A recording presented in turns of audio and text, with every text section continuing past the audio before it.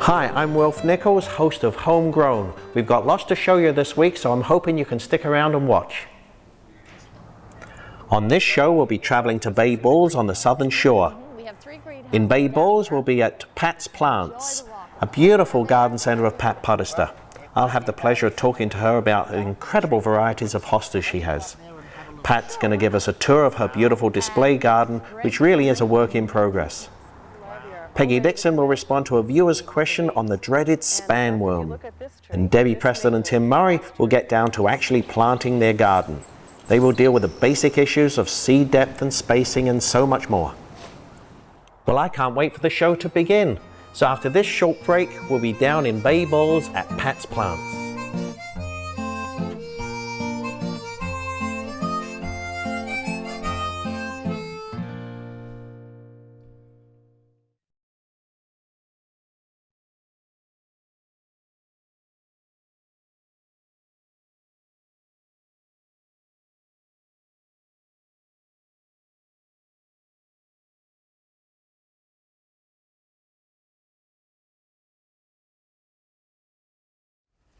Hi, welcome back.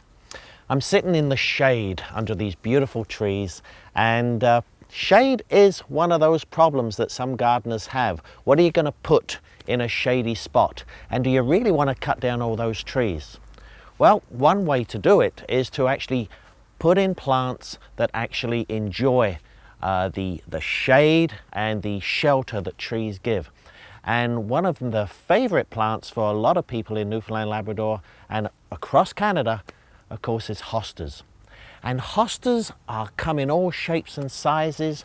There are very large ones. They can be as tall as 4 foot tall. They can be as short as just a foot tall.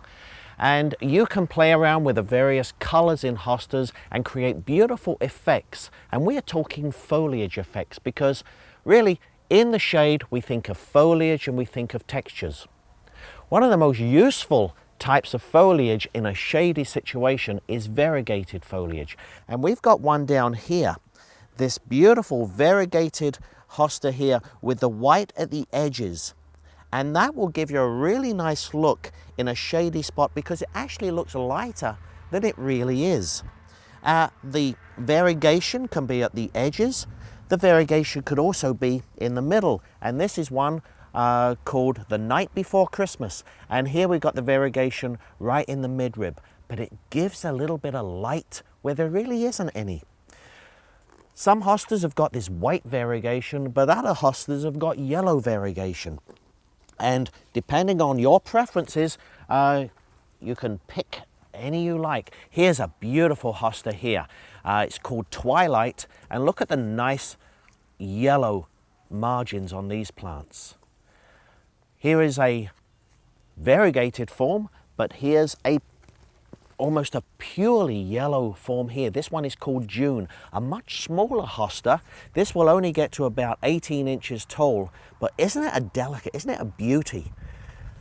Tiny little one. The biggest hosta for your garden could be this one. This is called Summon Substance. And no lie, this can get to about 4 foot tall and the leaves can be about 2 foot across. A huge plant.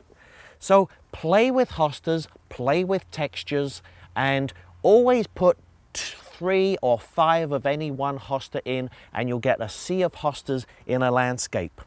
Now we've looked at some green ones, we've looked at some white variegation, we've looked at some yellow. We've also got bluish colors.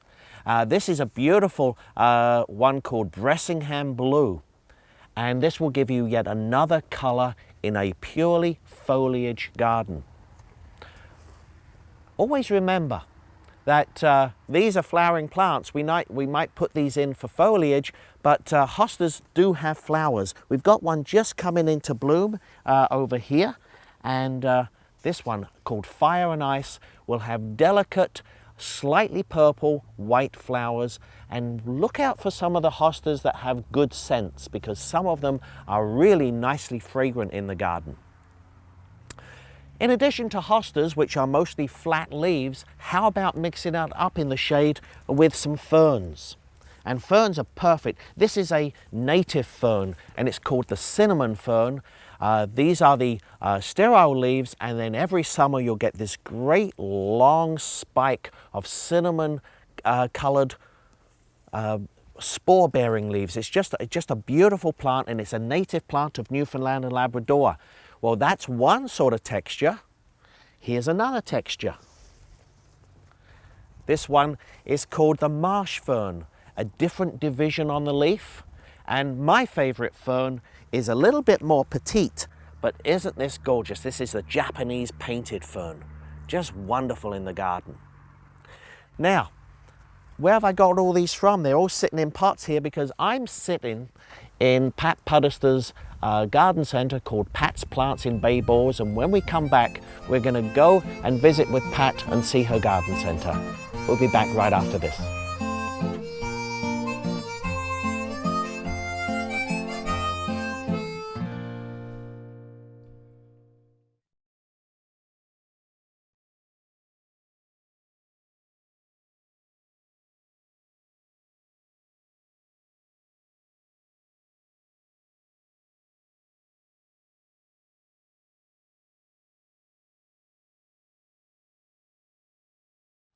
Hi, I'm down in Bay Balls at Pat's Plants, and this is Pat Podesta. Hi, Will.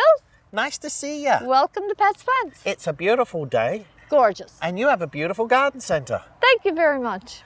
What sorts of things have you got here? We have annuals, trees and shrubs, baskets, planters. Down here we have 3 greenhouses. Right.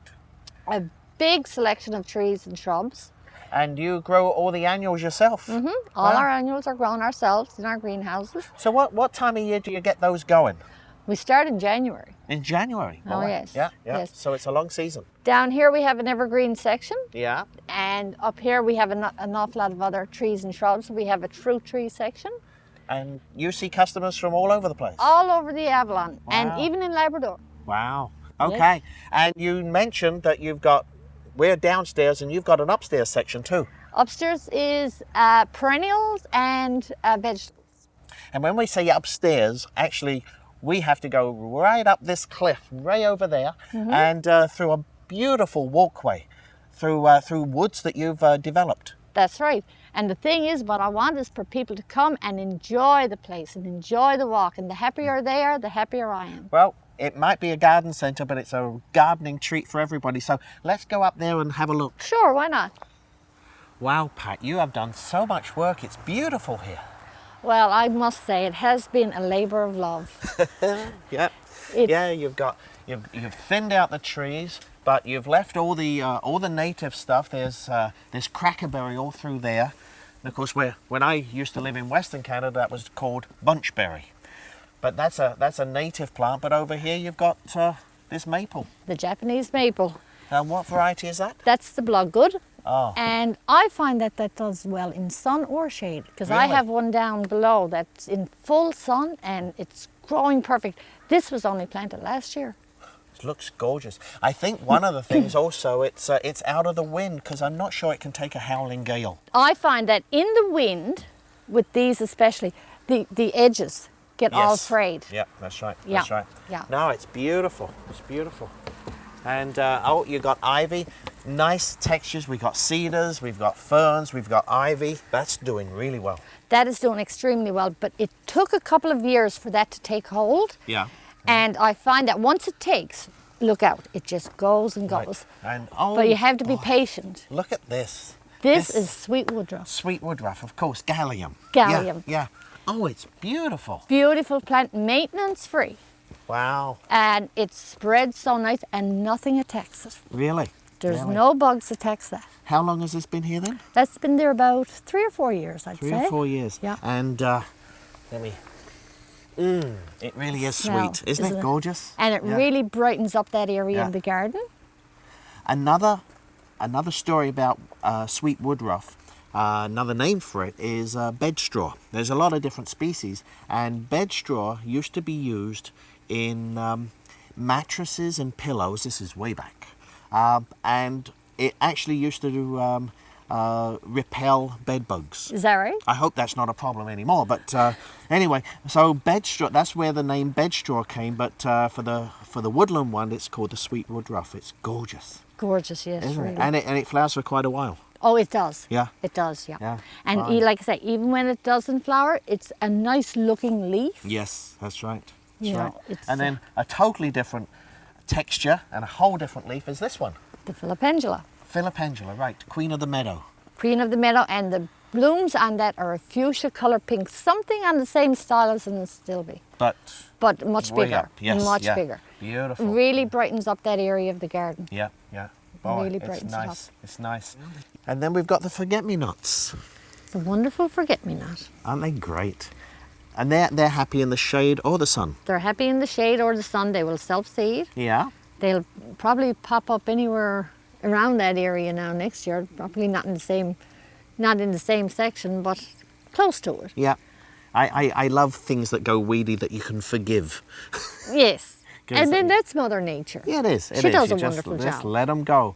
And then just past the forget-me-nots, then we're on to the bleeding hearts. And that's another beautiful shade plant, isn't it? It can grow well in the shade. Yeah. And Very the well. leaves are gorgeous. The flowers are gorgeous.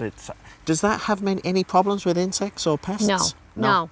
The only thing when I find that when I sell a bleeding heart to somebody, I always warn them that they will turn yellow in August, because I'm afraid that people are thinking that it's going to die.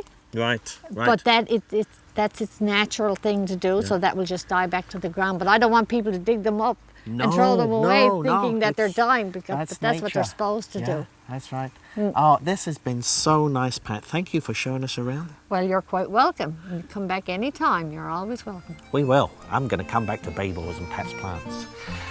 And we'll be right back after the break.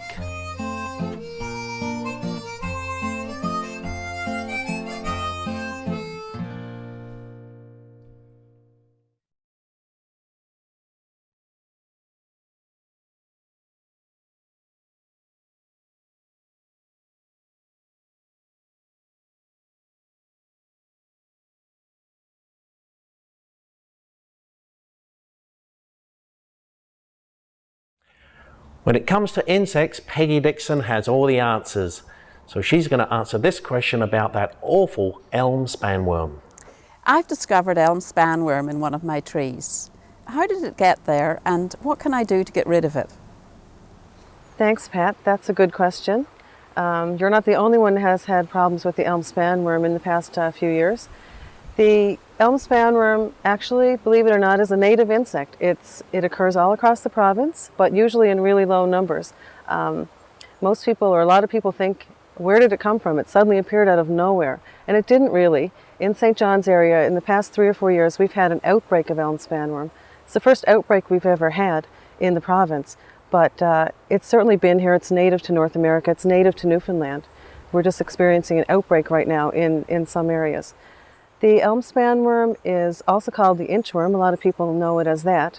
And in fact, just to point out that it is an inchworm, but it's not the only inchworm. There's lots and lots of different kinds of inchworms, and all it refers to is the way they walk. They don't have any legs in the middle, so they have to sort of inch along the way they do.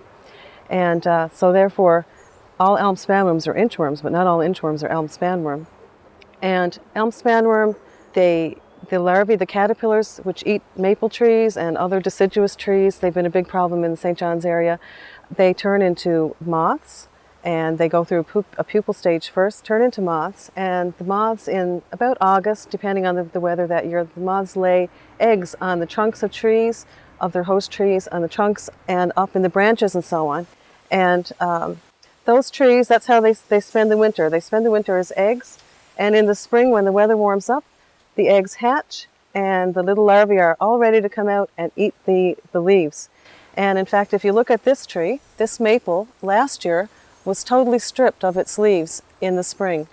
And this past year, the homeowner had the leaves sprayed with a biological insecticide called BTK, and that really protected the leaves. And that's one of the things that you can do. You can make sure your trees are healthy. You can use BTK. If your trees are small, you can buy it yourself. Otherwise, you really need a commercial company. And just to finish up, the elm spanworm is a cyclical insect. In places like the US, where it's much better known than here, it goes in cycles, and hopefully our cycle is going to end soon. Thanks a lot, Peggy. Now we're off to the vegetable patch, where Debbie and Tim are actually going to get down and start planting their vegetable garden. Welcome to the Vegetable Patch. This is our 3rd episode and we're ready to plant here today. We've got our site chosen, we've got our soil amended, and we've got our plants chosen. So now we're going to get into planting. Tim, do you want to show us what you want to start off with first? Well, I was thinking about starting off with turnip seed. What's the best way to plant it, and how far apart should I plant the seed? Well, turnip seed, actually, you can do it 2 ways. The way we're going to do it today, we've got the seed here. We're just going to dig a little trench with your hoe in the furrow here. A very shallow one, because they don't want to be too deep, actually. Only the depth of the seed should be covered over with soil. Then we're going to salt in the seed, just sprinkle it in the trench. And what we'll do once the seed comes up, we'll harvest the little tops and have turnip tops for dinner some night of the week. Okay. That'll take probably a couple of weeks or so, especially in this warm weather as things are coming on. And we'll just pull out the ones in between, and we'll leave one seedling every 4 or 5 inches, and that'll grow into a mature turnip at the end of the season. Sure. The other way you could do it, you could buy little seedlings. Some of the nurseries actually have little turnip seedlings. But we find that this is probably the most economical and easiest way to do it.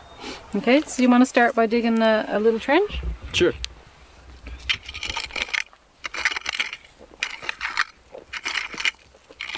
That's good.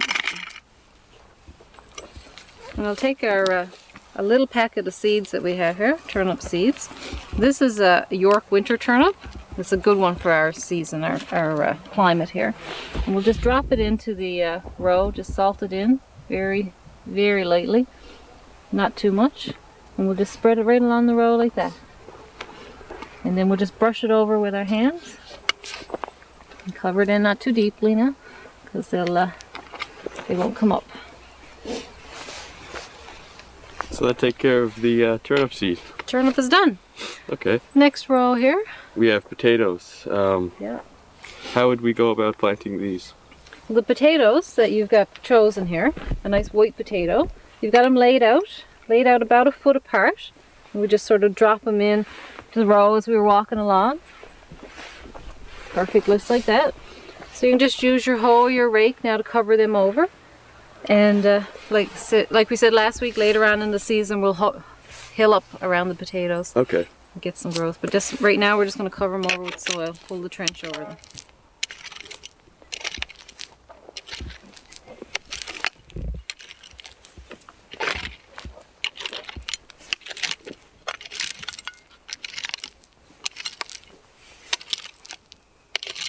Perfect, great.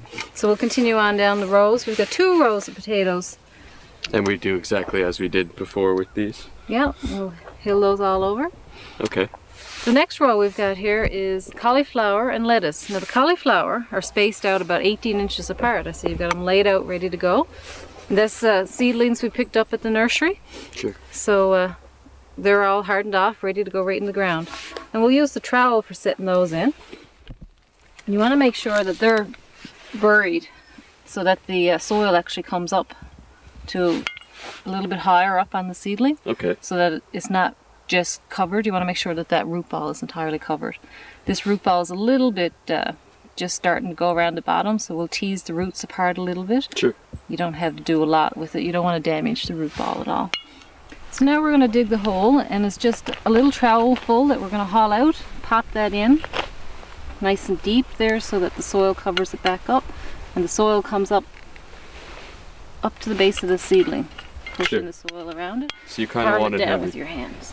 You kind of want to have the stem supported by the soil, do you? Yes, Okay. definitely. Yeah, and that gives us a nice healthy. We'll water that in after, and we'll do the same with the lettuce. The lettuce is spaced about 12 inches apart, and like I said, you can see how weak it is if it's not supported by the soil. So we want to dig that hole down, pull the soil back, just pop in that little root ball. And support it really well there. It's not so floppy anymore, the wind is not going to crack it off. So we'll continue on planting the garden, and join us next week when all this will be settled in, and we'll give it some water and some fertilizer, and we'll check on the progress of the plants then. Thank you. Thanks guys, it's always great to see a garden get underway. Next week we'll head up to the Great Northern Peninsula to Hawke's Bay, where we'll be visiting with Ed Broaders and his wife Norma at Norma Ed Nurseries.